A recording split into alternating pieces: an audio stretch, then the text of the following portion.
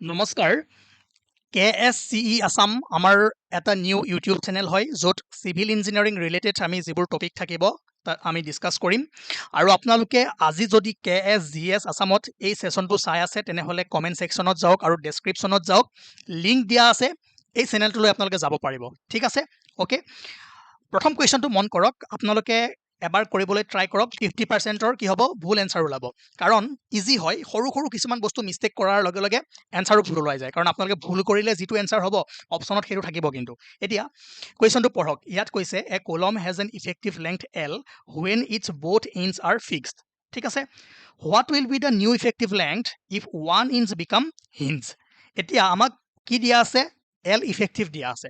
effective length দিয়া আছে যেতিয়া both ends are কি হয় ফিক্স হয় প্ৰথম স্টেপ কি হ'ব আমি L actual টো উলিয়াব লাগিব ঠিক আছে actual length যেতিয়া আমি উলিয়াম দেন আমি সেকেন্ড যেটো কন্ডিশন আছে one in fix and one other in hinge তাত যেতিয়া পেলাই দিম তেতিয়া আমাৰ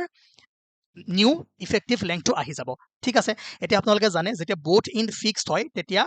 L effective is equal to কি হয় L actual divided by 2 হয় এতিয়া L effective ৰ ঠাইত আপোনালোকে কি পাতক L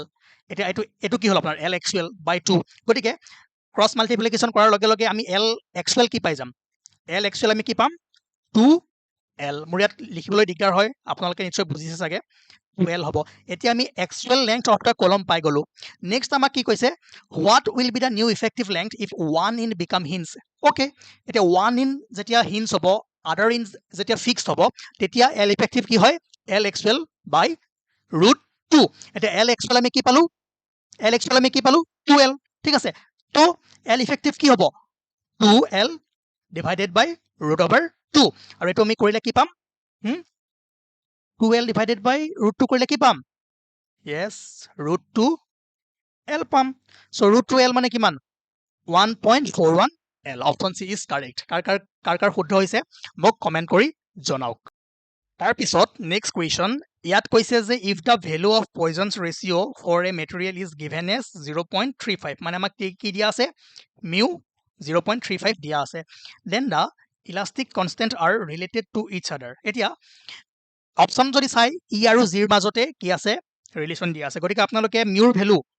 এইটোত নহলে এইটোত যদি পুট কৰে তেতিয়া হলে আমি ৰিলেশনটো পাই যাম ঠিক আছে এটো কৰিব পাৰিব সো বহাই চাওক কোনটো আহে ৰিলেশন ওলাই যাব এনসাৰ হ'ব ইয়াত কৈছে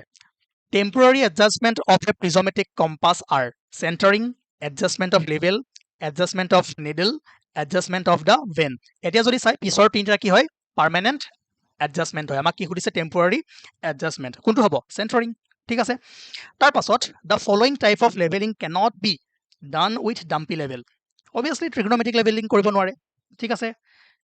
এটো ইম্পৰ্টেন্ট কোৱেশ্চন ইয়াত কৈছে যে the graduations in a prismatic compass surveyor compass আৰু prismatic compassৰ ডিফাৰেন্স খিনি ইয়াতে দিয়া হৈ আছে আপোনালোকে এবাৰ ৰিভাইজ কৰি লব এতিয়া আমাক কি কৈছে r inverted yes inverted হয় r from 0 degree to 360 degree yes f0 at south okay গতিকে কি হ'ব all of the above বাকি আপোনালোকে সাৰ্ভেয়ৰ কম্পাছৰ বিষয়ে প্ৰিজমেটিক কম্পাছৰ বিষয়ে পজ কৰি এবাৰ চাবলৈ ট্ৰাই কৰক ওকে আপোনালোকে পঢ়ি থৈ দিছে মই জানো ঠিক আছে সো বহুত দিনৰ পৰা পঢ়ি থৈছে মই জিএস পঢ়াই আছিলো জাস্ট আজিহে আপোনালোকক টেকনিক্যাল পঢ়াইছো গতিকে কোৱেশ্চন খিনি কৰি যাওক হ'ব ইয়াত কি কৈছে which of the following is the chemical classification of rocks চাওক unstratified rock আৰু foliated rock এইকেইটা কি হয় জিওলজিক্যাল ক্লাসিফিকেশন বা ফিজিক্যাল ক্লাসিফিকেশন ঠিক আছে তো ইয়াত আমাক কি কৰিছে কেমিক্যাল ক্লাসিফিকেশন কোনটো হয় সিলিকিয়াছ ৰক ঠিক আছে তাৰ পাছত চাওক হোমৱৰ্ক আপোনালোকে কৰিব লাগিব যিকেইটা ইম্পৰ্টেন্ট হয় ইজি হয় আপোনালোকে এটো মক হিচাপে লওক ঠিক আছে এটো মক টেস্ট হিচাপে লওক which of the following is sieve size is used to check the fineness of cement by the sieve test যদি আপোনালোকৰ ইয়াৰ নহয় ই অপচন এটা লৈ লওক none of the above ঠিক আছে মই ইয়াত লিখি দিয়া নাই ওকে চাৰিটা দিছো মই পাঁচটা কৰাই দিছো ইয়াতে অপচন আৰু এটা দি দিছো এটো পাৰিব কৰিবৰ কাৰণে তাৰ পিছত ইয়াত কৈছে যে the modulus of elasticity of the material is modulus of elasticity of a material is having the same unit depth of strain ইয়াৰটো কোনো হেৰিয়ে নাই ইউনিটে নাই only defined in the linear elastic region আৰু not referred as Young modulus এটোটো কোনো হেৰিয়ে নাই কি হ'ব only defined in the linear elastic region যলৈকে কি হয় হুডছ ল ভ্যালিড হয় ঠিক আছে তাৰ পাছত ইয়াত কৈছে যে which IS code uses the recommended guidelines for concrete mix design এইটো আপোনালোকে জানে IS 10262 এইটো আপোনালোকে কৰক একেবাৰে easy question according to IS 456 2000 what should be the nominal cover to reinforcement for footings 45 mm 20 mm 50 mm 30 mm ঠিক আছে তাৰপিছত ইয়াত কৈছে যে water content of a soil sample can be determined by এতিয়া এটা কথা মন কৰিব the jar test method এটো এনে দি থৈ দিছে core cutter method এটো নহয় খেলিমেলি ক'ত লাগিব the sand replacement method আৰু alcohol method এতিয়া বহুতে মাৰি দিব sand replacement method কিন্তু মনত ৰাখিব water content খুদিছে কি আছিল sand bath method sand bath আৰু sand replacement এই দুটাত বহুতৰে খেলিমেলি লাগি থাকে ঠিক আছে so water content কি হ'ব কোনটো হ'ব alcohol sand bath sand replacement method কিহৰ কাৰণে ইউজ কৰা হয় কমেন্ট কৰক তাৰ পাছত ইয়াত কৈছে যে identify the method that is not used for determination of in situ unit weight of a natural soil deposit সেই কাৰণে মই একেলগে কুৱেশ্যনটো দি দিছো যাতে আপোনালোকৰ খেলিমেলি না লাগে পৰীক্ষাত যদি এই কুৱেশ্যনটো আহে কৰিব পাৰিব ইয়াত যদি চাই core cutter method water displacement method আৰু sand replacement method এই গুটেই কেইটা আমি in situ unit weight calculate কৰিবৰ কাৰণে ডিটাৰমাইন কৰিবৰ কাৰণে এইকেইটা টেষ্ট কৰা হয় sand bath method এটো নহয় নট খুদিছে আমাক হয় না এটো কিহৰ কাৰণে water content The next question ইয়াত কৈছে যে the weight of reinforced concrete is generally taken as এটো আপোনালোকে কৰক মই কৈছো এটো মক টেষ্ট হয় 50% মই কৰিম 50% আপোনালোকে কৰিব because আপোনালোকে আজি 3-4 মাহৰ পৰা সিভিল ইঞ্জিনিয়াৰিং পঢ়ি আছে মইতো জিএছৰ টিচাৰ হয় মই আজি পঢ়িছো আজি শিকিছো ঠিক আছে সো মই নাজানো এটো কৰক ইয়াত কৈছে principal planes are subjected to principal plane obviously কি হ'ব তাত normal stresses as well as নহয় maximum shear stress নহয় কি হ'ব normal stresses only principal plane আমাৰ কি হয় shear stress কি হ'ব 0 হ'ব ঠিক আছে ইয়াত কৈছে যে which of the following test is conducted on bitumen bitumenত এইকেইটাৰ ভিতৰত যদি চাই abrasion test penetration test impact test crushing test কোনটো কৰা হয় penetration test আৰু ইয়াৰ দ্বাৰা কি হয় গ্ৰেডিং কৰো হয় ন bitumenৰ বাকি abrasion test impact test crushing test ক'ত কৰো আমি এগ্ৰিগেটৰ কাৰণে তাৰ পিছত এই কুৱেশ্যনটো মন কৰক ইয়াত কৈছে যে Poisson's ratio for linear elastic homogeneous and isotropic materials so homogeneous and isotropic কোৱাৰ লগে লগে আমি গম পাই গলো যে remains constant throughout the material ঠিক আছে তাৰ পিছত ইয়াত কৈছে যে bitumen is graded based on specific gravity plus point penetration test ductility কিহৰ ওপৰত বেছ কৰি গ্ৰেড কৰা হয় penetration যদি আজিকালি চাই BI আছে viscosityৰ ওপৰত বেছ কৰি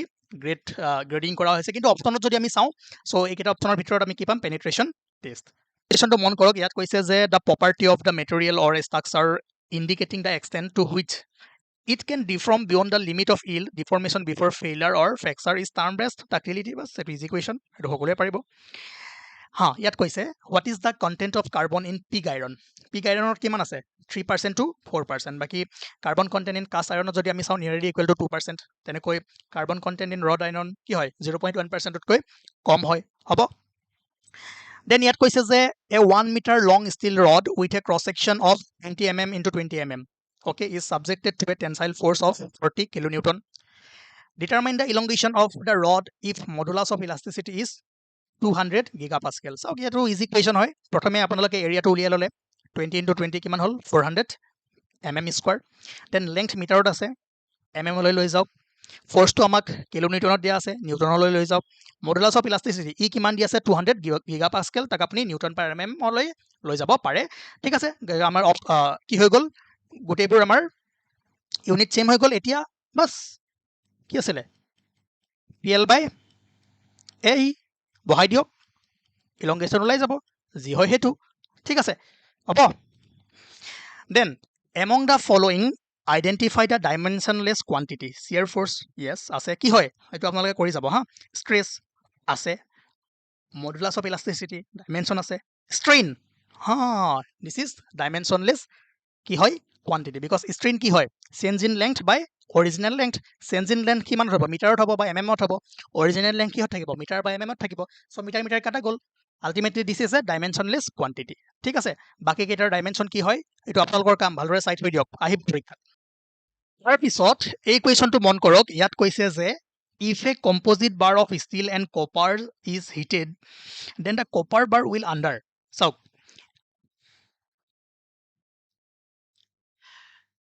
নেক্সট কুৱেশ্যন ইয়াত কৈছে যে if a composite bar of steel and copper is heated then the copper bar will under tension shear torsion none of this